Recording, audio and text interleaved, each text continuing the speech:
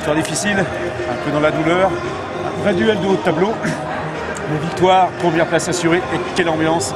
On a revécu les grandes heures de Rajon. Magnifique, c'est ce public-là qui lui perdure, qui restera toujours fidèle à Bourgoin. C'est ce public-là qui fait la force de ce club.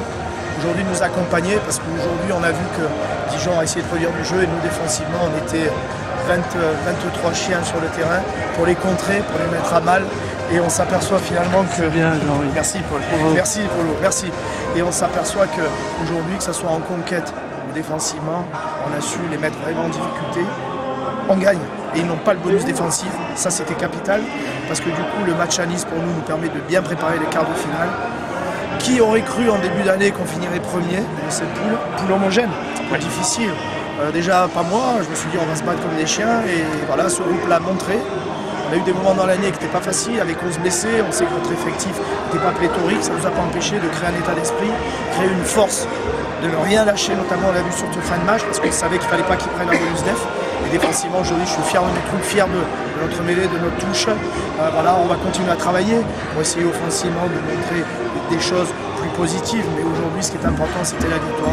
C'est fait et bien fait. Ça aide aussi à préparer donc le fameux quart de finale, puisqu'on sait que le match à Nice, du coup, voilà. Ça sera plus une préparation qu'autre chose. Quart de finale, où on pourrait peut-être retrouver les Dijonnais, se murmure-t-il. C'est ça, on pourrait peut-être retrouver les Dijonnais. Alors là, on vient de me dire peut-être Blagnac, peut-être Dax, peu importe. À partir du moment où on est en quart de finale.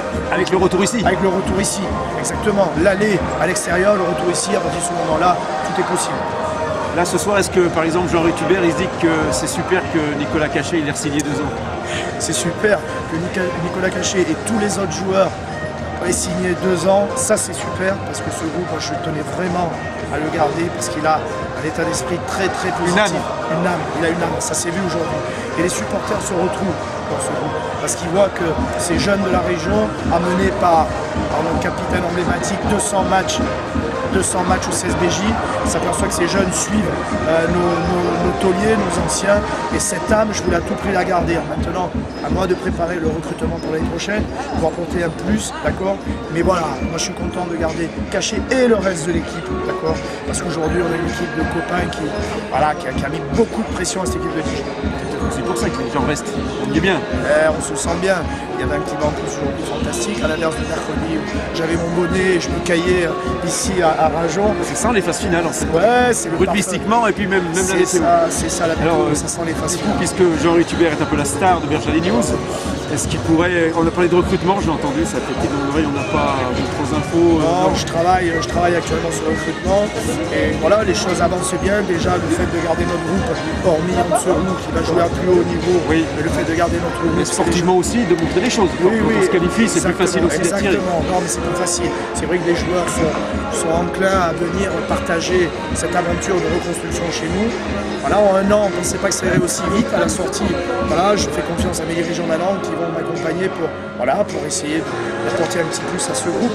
Voilà ce que j'essaie de faire, mais voilà, c'est bien. Maintenant, il faut savoir. Alors, sans nous donner de nom, ça serait quoi les postes qui seraient ciblés? Enfin, c'est quoi les envies de l'entraîneur? Ouais, alors les postes, il faudrait qu'on se renforce en première ligne, parce qu'on sait que sur la première ligne, il y a déjà 2 joueurs. Donc, un joueur qui a fin de carrière, c'est Hugo Leroux, et Brandon Gilles également, qui s'est répété les croisés. Donc, il faut à tout prix qu'on se renforce en première ligne. Il faut remplacer Yanserou, qui est parti en deuxième ligne, qui est parti en Angoulême.